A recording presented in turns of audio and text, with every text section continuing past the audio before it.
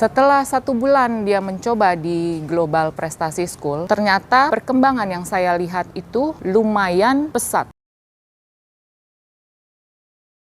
Hello, my name is Nadia. I have a children, the name is Arya Dipasena. Untuk sekarang Arya sekolah di Global Prestasi School, di mana sekarang umurnya 3 tahun 5 bulan. Arya ini terlahir di zaman pandemi, di mana Arya itu tidak bisa bersosialisasi dan tidak pernah bertemu dengan teman-teman sebayanya. Pandemi sedikit mereda, saya mulai ada kepikiran untuk menyekolahkan Arya di umur 2 tahun saat itu. Lalu jatuh pilihan saya kepada sekolah Global Prestasi School gitu. Kebetulan dari rumah itu tidak terlalu jauh jaraknya. Saya tidak terlalu banyak berharap saat itu, karena saya hanya berharap Arya bisa bertemu dengan teman-teman sebayanya dan bermain bersama secara intens ya. Setelah 1 bulan dia mencoba di Global Prestasi School, ternyata perkembangan yang saya lihat itu lumayan pesat. Yang tadinya Arya itu tidak mengerti bahasa Indonesia. Oh ya, sebelumnya memang Arya ini awal baru bisa bicara. Dari bayi itu dia hanya mengerti perintah dan bahasa Inggris. Setelah dia memasuki GPS itu, ternyata saya lihat bahasa Indonesianya mulai tertata dengan baik, karena memang teachernya sendiri, miss-missnya sendiri, aku lihat ya cara mengajar di dalam kelasnya itu, dia memberi perintah bahasa Inggris lalu diikuti kembali dengan bahasa Indonesia. Dari situlah Arya belajar bahasa Indonesia dan dia mulai bisa berkomunikasi dengan orang di rumah dengan pakai bahasa Indonesia. Saya lumayan kaget juga ya